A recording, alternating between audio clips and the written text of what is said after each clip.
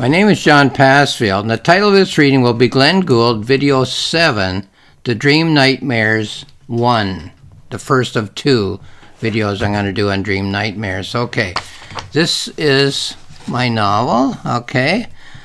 Glenn Gould, Light and Dark, a novel by John Passfield. And here's a summary on the back cover. Glenn Gould's life as a musician begins as a fairy tale, as his very first recording, the Goldberg Variations, skyrockets a young Canadian to the top of the music world as a must-see and must-hear concert pianist with sold-out performances all around the world.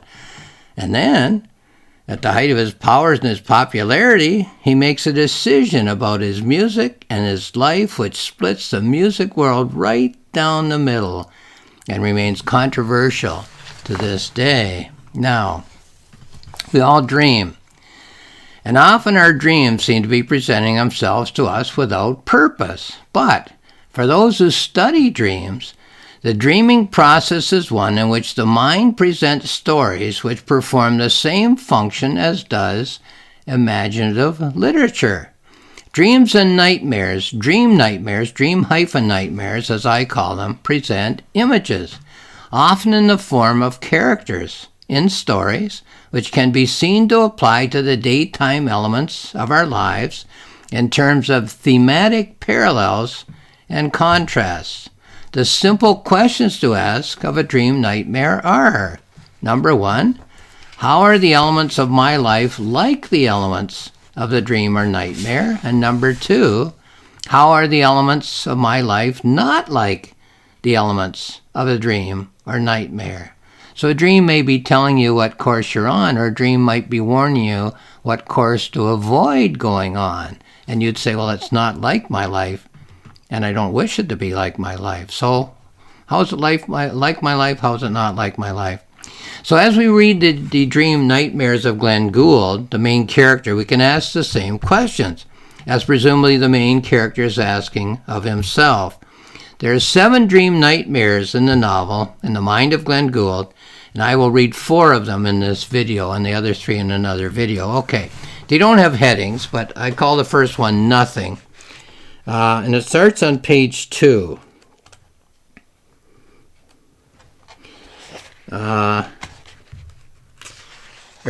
It's chapter 2, page 14. Boy, I've made a mistake already. Okay, page 14. Right, chapter 2, page 14. Each of these is contained in a single chapter, okay? So this dream nightmare has 3 segments. All 3 are contained in chapter 2 of Glenn Gould's thought. Okay. I'm looking down on nothing. I seem to be nothing myself. I am a being without form and void. I am nothing but a consciousness looking down on the spinning earth. It is nothing but rock and desert. Steam is rising from scraggy foliage, cooling off from a heated state. I see no people anywhere. I see no animals or birds, but I see a glint of sunlight. I narrow my focus and I breathe a sigh of relief. Water is trickling down what looks like a cooling brook. So that's segment number 1 of this dream nightmare about nothing. Here's segment number 2. It's just a page later. There are some images in between, but not many. I recognize the land and the water like a map on a tabletop. 2 large lakes and a waterfall. What should be Toronto is mud and water, as if a flood has drained away. There are fledgling trees where my parents' house should be. Where the cottage should be, there is merely barren rock. Not a ship on the water, and no sign of life on the shore. What should be Manhattan is just an island. Not a building or even a hut. Not one human being seems to be here. Not a chipmunk or a deer. 2 rivers flow past the island and out to sea. And then we go a few pages over to page 18 for the 3rd and last installment of this dream nightmare. I'm closer now to the ground. I can no longer see the curve of the earth. High cliffs and the sky above, a beach with a ribbon of sand, lapping waves where the land and the water meet. I am 6 feet above the ground. I look down and make a decision. I stamp what might be my foot with a thud. I raise it up and look beneath. I am relieved to see a footprint on the sand. Well, that's the first dream nightmare. You can ask yourself whether it's a dream or a nightmare. Let's go to chapter 4, page 30, for another dream nightmare, all contained within chapter 4 of Glenn Gould's thoughts. I would label this the composer, but again, there are no headings in the novel. I'm dancing on a stage. Whoops. It's not the composer, it's a dancer. Okay. It's a dancer. I'm dancing on a stage. It's a stage at Stratford, Ontario. I'm enjoying myself immensely as the music of Tchaikovsky. I am flowing as if I am liquid. I am the music, and the music is me. Every move is a fluid expression of my deepest self.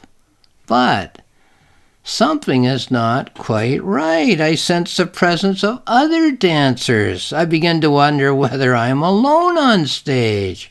Okay, only a page later comes a second installment of this dream-nightmare.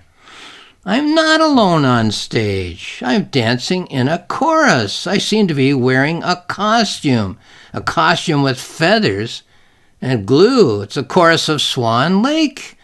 My every move is the move of everyone else on stage. Suddenly there's a shout. No, no, no. There is something grievously wrong. I have detected a tiny flaw in the presentation. The music stops, the dancers stop, and the audience starts to buzz. I stop dancing as well, and the lights are harsh on my eyes. Okay, now we go to page 33, only a couple of pages later for the third installment of this dream nightmare. A man is approaching the stage. He's coming out of the audience. There are whispers in the crowd. It is Mr. Ivanov, Lev Ivanovich Ivanov, the great choreographer. Who is this boy in the chorus? The one at the far back. You there, stand still. Your footwork is atrocious. Let us have that note again. The piano player plays the same note 3 times. Mr. Ivanov bends down and moves my right foot an inch to the left. This is where your right foot should be when that note is being played. You must learn to respect the work. You must serve the dance. And that's the end of a dream nightmare for Glenn Gould. Now, is it a dream or a nightmare for Glenn Gould? Okay, I mentioned the word composer by mistake. Chapter 6, page 48, is the composer dream nightmare. So let me get that page first. Okay. So here's another dream nightmare. We all have dreams. We all wonder what they mean. I'm an aging composer, gray at the temples and a well-trimmed beard. I'm working on my opera. No more symphonies for Bernstein. No more sonatas for Van Cliburn. From now on, I will only write music to please myself. I stand up and walk across the stage. A note has just occurred to me, a very precious note, the one that has eluded me for months and months on end, the one that will open a succession of corridors and doors. I hasten to add this one new note to the rest. Okay, we go about a page later. Page of imagery later for the second installment of this dream nightmare. I sit down at my desk. It is near the front of the stage, the one that I've been working at for years. I am about to write the note, about to write the precious note.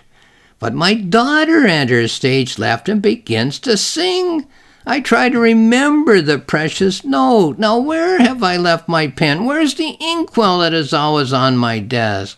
My daughter's voice is commanding. She sings as the orchestra plays. Her voice fills the concert hall. She is causing me to forget the precious note. And then we go over to page 51, only a couple of pages later, for the third installment of this dream nightmare. I try, but I cannot remember the precious note. I must write it down soon or it will be lost to me for all time. My ears are assailed by crumpling papers and shuffling feet. There are some belches and some burps. I look around at the audience. Faces are glowing in the dark. I know who these faces are. Their eyes are red and their teeth are sharp. I can match each face to a scar that I bear on my person. My daughter's voice drips scorn. She sings as I frantically search for my pen and my ink. Old man, you are failing. Old man, you are dying. Old man, your work will simply fade away. I stand on the stage and try to remember the precious note. Well, that sounds more like a nightmare to me than a dream. Let's go to page 66 for what I call the oil rig dream nightmare. But again, no headings in the novel. And it has 3 segments as well. Now, this is among all the other imagery of Glenn Gould's life. Your dreams, your nightmares are commenting on your whole life, right? So in a novel, Glenn's whole life, or at least the chosen information that he turns into imagery is all there, and the nightmares are commenting on it. The dreams are commenting on it. I'm playing the piano on an oil rig in the Arctic Sea. I wanted Carnegie Hall, but it was completely booked. Vladimir Horowitz had taken every date.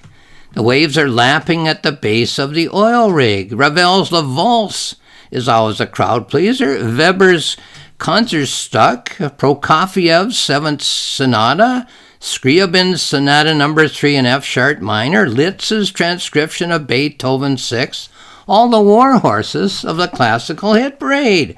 I see Whitecaps as I cast my glance to see. It will be 2-record album containing every pianistic mistake, a recorded public recital, like taking the listener along with me on one of my concert tours. The wind begins to howl in the wires of the rig. The finale will be me singing the words of the Goldberg variations. I'm the only person in the world who knows the words. Okay, a page later, segment 2 of this dream nightmare. The audience seems restless, whispering up and down the aisles. I include a few extra tricks from my concert days. Why the comeback, people have asked me. Oh, inspired by Horowitz, of course. His return has shown me the error of my ways. I have decided I can be all things to all people. I intend to perform on stages throughout the world. I'll make recordings of the entire classical music catalog. The waves are lashing against the oil rig. My plans are as wide as the oceans. I will write sonatas, sarabands, fugues. I will write symphonies, oratorios, cantatas. I will even write operas with text in Italian if preferred. I can't believe the height of these waves. I will book all the halls of Europe. I will be touring endlessly. I will sometimes sing and make gestures for those who prefer that way of performance, and at other times make the effort to refrain. Is the audience getting restless, or is it just me? I have convinced myself that I can do all things well. It's simply a case of managing my time. Okay, and now to the 3rd episode of this dream nightmare. Is the oil rig sinking, or is the sea rising? Come to think of it, the effect would be the same. I can see the audience whispering, but cannot make out the words. A bird-like speck is hovering above us in the sky. A helicopter descends. My chair washes overboard in the blowback from the blades. I sink to my knees and continue to play. Actually, this is a better height for me.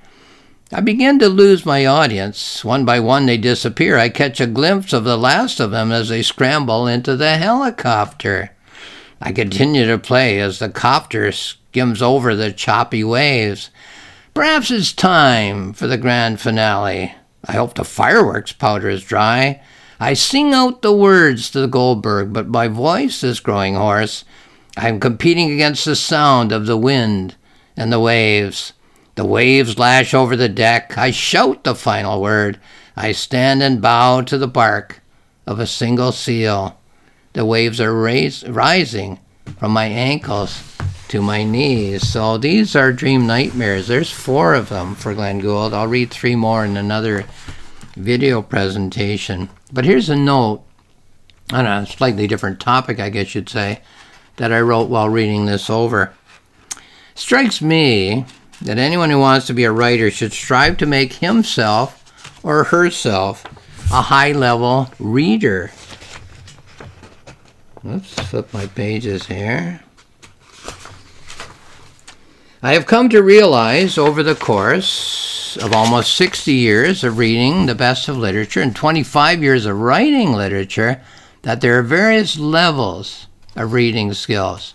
I would explain these skills in terms of the questions that a reader is asking when engaged in exploring a reading topic.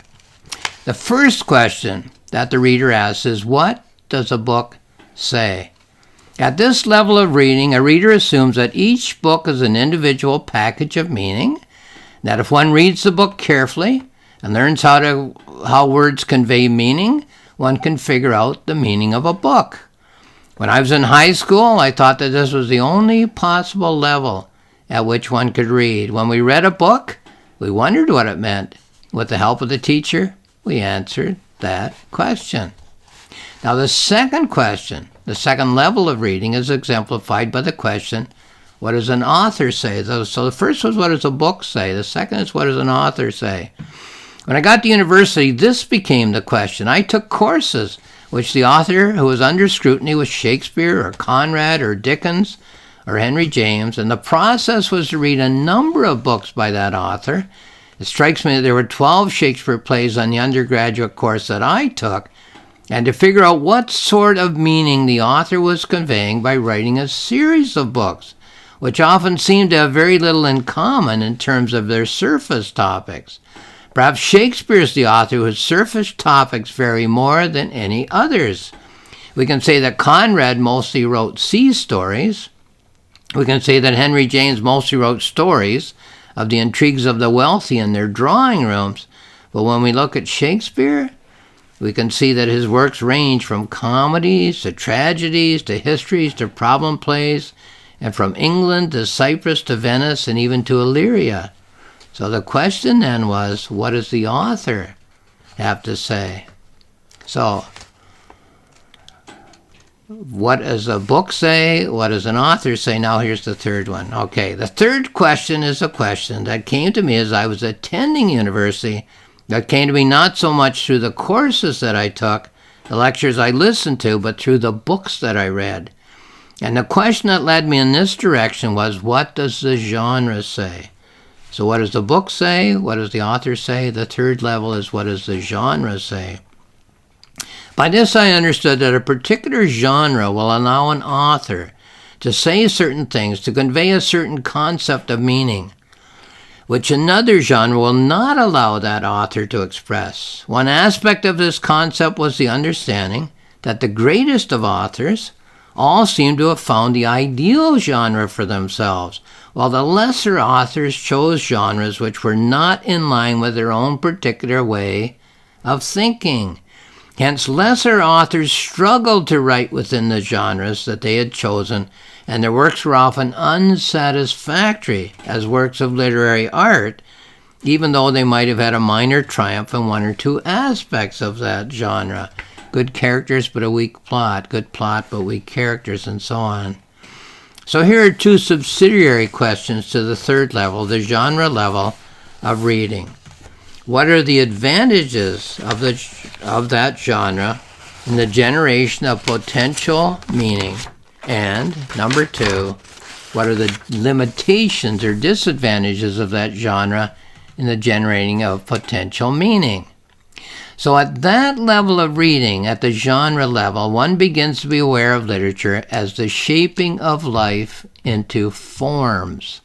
A reader also becomes aware, at this reading level, that the greatest writers inherit forms and enjoy the advantages of writing in those forms, but that they also bump up against the limitations of those forms, at the outer limits of what those forms can do. And as their careers go on, we find them altering, adjusting, refashioning the inherited forms in order to make those forms more serviceable to them as generators of potential meaning. Hence, we have Shakespeare inheriting and redesigning the poetic play. We have Beethoven inheriting and redesigning the symphony. We have Keats inheriting and redesigning the ode, and so on. Almost all of the greatest creators have been those who have taken an inherited form and redesigned it to increase the capacity of that form to explore and to suggest potential meaning. Now, that one could simply take these reading lessons and apply them to one's own creative work is perhaps an idle dream. But if one does not study these masters and learn these lessons, then one is condemned to simply working comfortably and familiarly within the existing forms.